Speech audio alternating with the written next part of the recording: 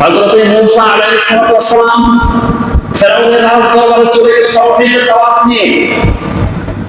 আর এই অবস্থা দেখে বিশ্ব সারা ঢাকায় ফেরাউন কি করলো, সমস্ত মিশরের যত জাদুকর আছে তাদেরকে হাজির করলো। কারণ তখন জাদুর প্রভাব ছিল। ফেরাউন বলল, তোমরা জাদু প্রদর্শন করো। সমগ্র মিশরের জাদুকররা এসে জাদু প্রদর্শন করা শুরু করলো। কেউ হাতি বানাইলো, কেউ ঘোড়া বানাইলো, কেউ বাঘ বানাইলো, কেউ ভল্লুক বানাইলো, কেউ হাজার হাজার সাপ বানাইলো।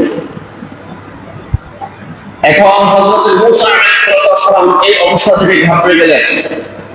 তখন আল্লাহ রাব্বুল আলামিন বললেন, ওয়া মা তিলকা বিয়ামিনিকা ইয়া মূসা ক্বালা হিয়া আসায়া আতাওয়াক্কালু আলাইহা ওয়া আহুশশু বিহা আলা গনামি ওয়া লিয়া ফিহা মাআরিবু উখরা ক্বালা আলকিহা ইয়া মূসা فألقاها فإذا هي حية تسعى قال ارجعها ولا تخف سنعيدها سيرتها الأولى সূরা তাহা আয়াত 70 থেকে 21।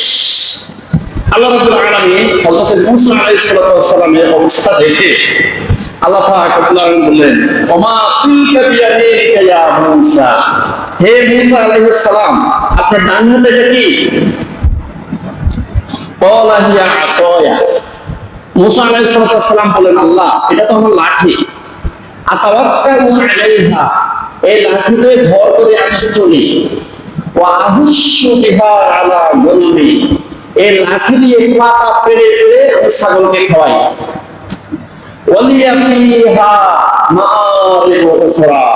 এই লাঠি দিয়ে আমি আরো অনেক কাজ করি। আল্লাহ পাক রব্বুল আলামিন বললেন, ক্বালা আলকিহা ইয়া মূসা, হে মূসা আলাইহিস সালাম, আপনার লাঠিটা আপনার হাত থেকে ছেড়ে দেন, এই লাঠিটাকে ছুঁড়ে মারেন। ফাআলকাহা, মূসা আলাইহিস সালাম লাঠিটা ছুঁড়ে ফেলে দিলেন। ফাইদা হিয়া হাইয়াতুন তাসআ, সাথে সাথে এই লাঠিটা একটা আশ্বাস হয়ে গেল।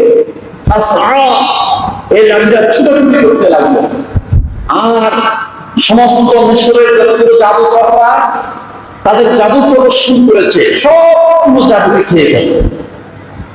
তাদের হাতি, ঘোড়া, বাঘ, বল্লুক, তাদের সমস্ত সাপগুলোকে খেয়ে ফেললো। এখন মূসা আলাইহিস সালাম আরো ভয় পেয়ে গেলেন।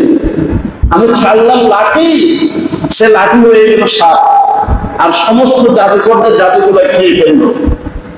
তখন আল্লাহ রাব্বুল আলামিন বললেন, ওয়ালা তুসরাহা ওয়ালা তাখাফ, হে মূসা আলাইহিস সালাম, আপনি ভয় পাবেন না, এই লাঠিটা আবার ধরেন।